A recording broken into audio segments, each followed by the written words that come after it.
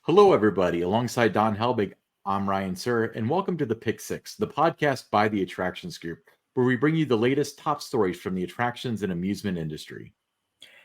Now, before we delve into this week's Pick Six, let me remind our listeners, especially those that may be listening for the first time, where you can find us. You can tune into the Attractions Group podcast on your favorite podcast apps. You can like us and follow us on Facebook, X, and be sure to subscribe to our YouTube. Ryan, what's first? Let's start at the beginning at story number one. So we're going to the Orlando area, Kissimmee particularly, and it looks like there's going to be a 2026 debut for the Nickelodeon Hotels and Resorts Orlando in Kissimmee, Florida, which will be home to a water park, more than 400 hotel rooms, condos, retail stores, restaurants, and the opportunity to meet characters from the Nickelodeon franchises such as Teenage Mutant Ninja Turtles, SpongeBob SquarePants, and Paw Patrol. The resort, located in the Everest Place complex, is a partnership between Paramount, Lionstar Hospitality, and Everest Place.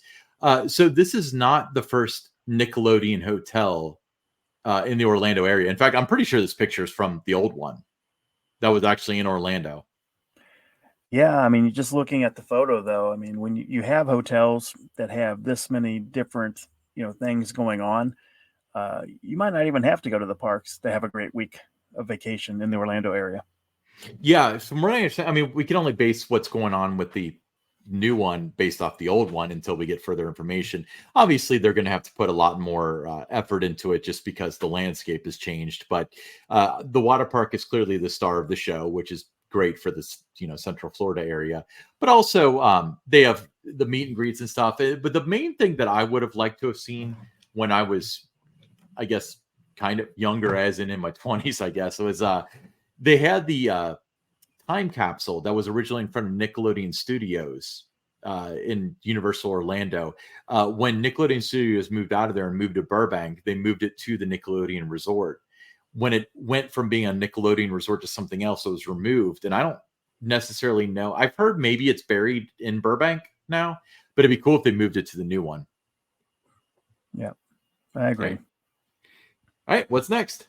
Kennywood, recently named one of the USA Today top 10 theme parks, has unveiled its all-new Potato Smash attraction. This classic bumper car ride has been completely transformed and themed after Kennywood's iconic fresh-cut potato patch fries. Ryan, if you haven't had those before, they're amazing. Potato Smash features 20 new cars, each designed to resemble the park's signature snack, complete with fries, oozing cheese sauce, and an oversized fork. This new appealing attraction perfectly blends Kennywood's modern thrills with its cherished traditions. The cars are making me hungry, I have to admit. If you're listening to the audio version of this Pick Six here tonight, you're missing out, because those cars look amazing, and they look great. Look how fun those look. I know. Yeah, but they're like, you're literally smashing potatoes in the bumper cars. I love Kennywood's, like, they and not Dollywood, they and Holiday World have the best, like, sense of humor between that and, like, Good Gravy and stuff. It'd be funny if we had, like, a 10-year trend of everybody naming like major attractions after food.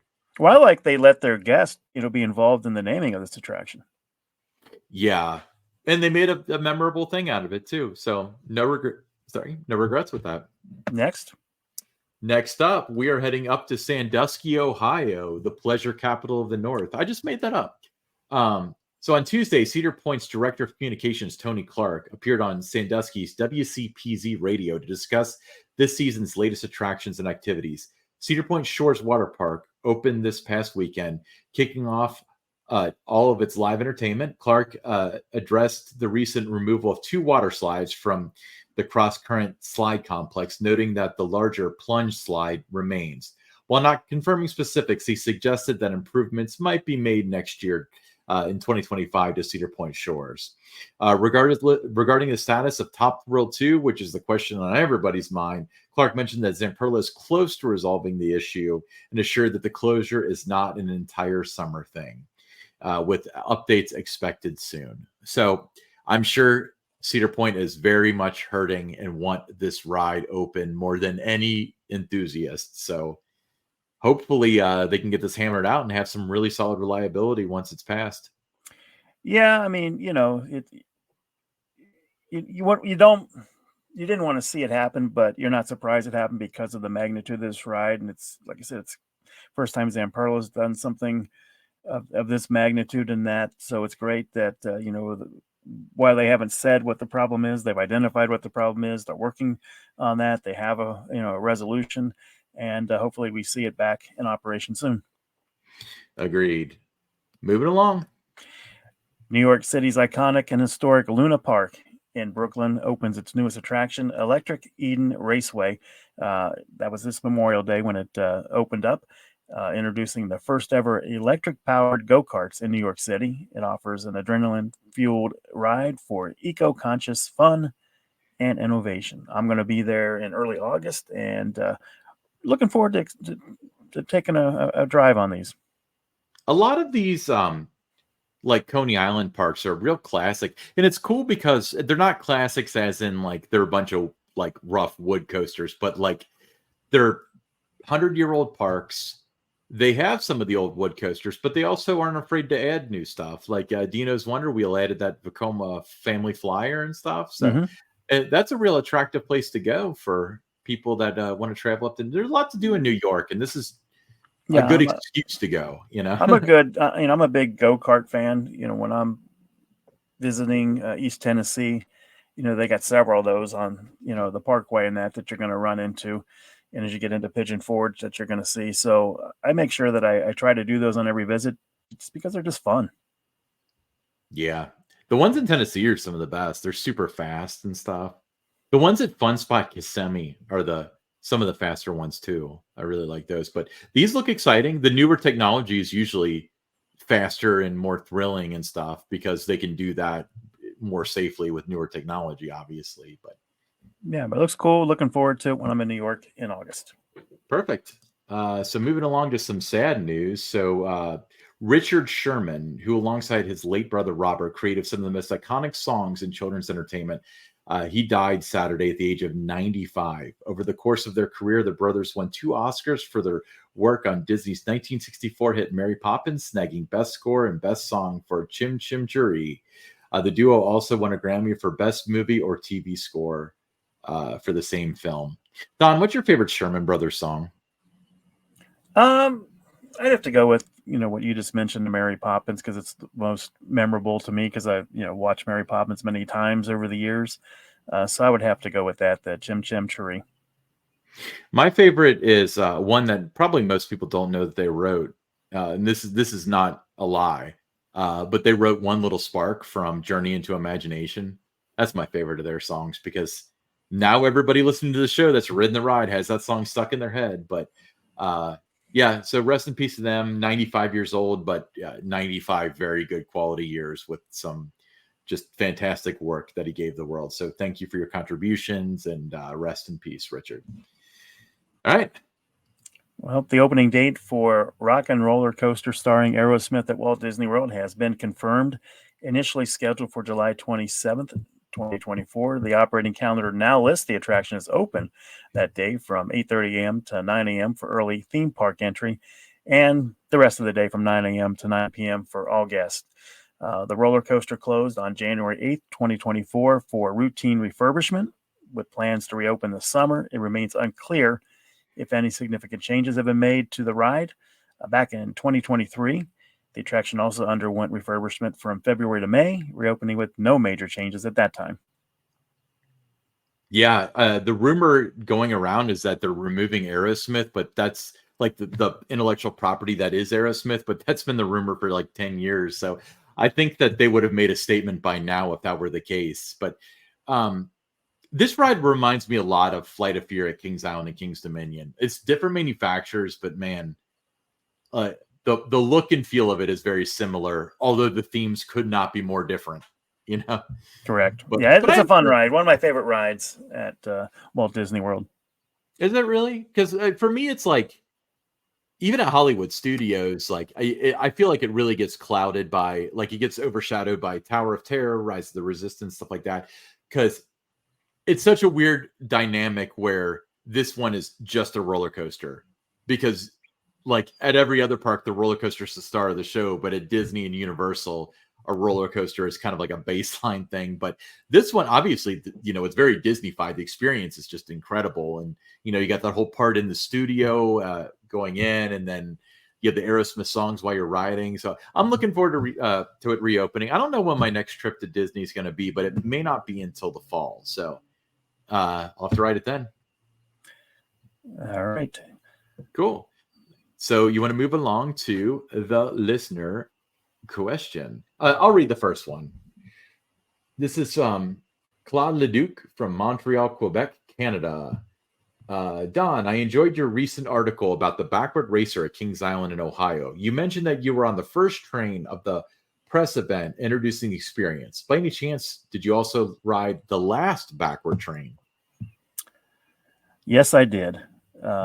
It was not known at the time to the public that 2007 was going to be the last season for the backward racer. I found out about it during Halloween Haunt of that season. I was they had what they called bare bones nights, and I was working the basketball game by the racer, and there were some Cedar Fair officials that were there at the time, and they came up to just see how it was going that night at the basketball game, and one of them pointed over to the racer and mentioned to me that I understand you're pretty familiar with this ride, and I said yes. They asked me what side was my favorite, and I said I liked it better when both sides went forward. And they said, well, good, because you're going to have to deal with it next year when I turn it back around.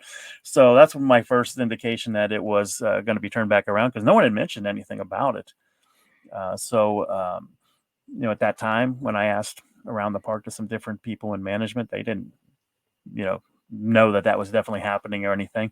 So there wasn't that opportunity for guests to come get their last rides or anything. But because I had, I guess, kind of been tipped off about it, a few days later was the final operating day of the 2007 season. I want to say it was, I'm going to say October 28th. It was a Sunday for sure, but October 28th kind of rings a bell for me. And I just made sure that I, stuck around that day. And at the end of the night, just, kind of went up in the station, and when it was the last train, hopped in. There was me and maybe 10 or 11 other people on the train, and that was the last cycle of the backward racer.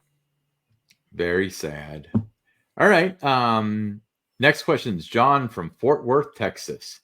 Do you think the Six Flags Cedar Fair merger closes in June? I don't know. I don't either. It's funny because it's this should be a softball question, but we haven't heard anything in a long time, and it's almost June. So yeah, it's been pretty quiet. But do you think we would be hearing stuff if it was going to close in the next 45 days or so? I mean, I don't know. I'm surprised that we're not hearing anything about it, but this is, kind of foreign territory, to us. A lot of the mergers and acquisitions are in industries that you and I don't really pay a whole lot of attention to, with like hotels and restaurant chains and those kind of things. So it takes time. They're doing their due diligence. What I do know is that both chains seem to be, business as usual in terms of what they're doing and what they're planning. And, it's just full speed ahead. And I guess, when the merger happens, it happens. But they're operating as if, nothing has changed right now. So I don't know. I mean, it'd be nice, to finally get some closure to it, I guess, not only for the guests who are wondering what's going to happen, but also, if you're working for Six Flags or Cedar Fair, I think you kind of want to know what's going on. I mean, that has to be weighing on you a little bit. Yeah, it's got to be terrible. And I mean, every employee is business as usual. Nothing's going to change. Yeah, that's not true. And mergers always bring some sort of change, sometimes for the better, very often for the better, but sometimes for the worse. No, but what has me excited about this one, though, is that there are a lot of things that Six Flags does very well, and some things better than Cedar Fair, and vice versa. A lot of things Cedar Fair does very well, better than the Six Flags parks. And you merge those two together, take the best practices from each chain, and I think that makes for a better guest experience for everybody. We shall see. It'll be interesting to do because we're gonna, especially Tower Topics, but this podcast as well. We're gonna have a lot of opportunities to talk about the merger and what it means and what's publicly released and so on. But I'm looking, and we can promise you, we're gonna have people a lot smarter than Ryan and I on the Attraction Group podcast to talk about it. Well, But the thing though, it's like even having people on, even if we had like a merger expert or something, what does it matter? Because all that matters is the end user experience from our standpoint.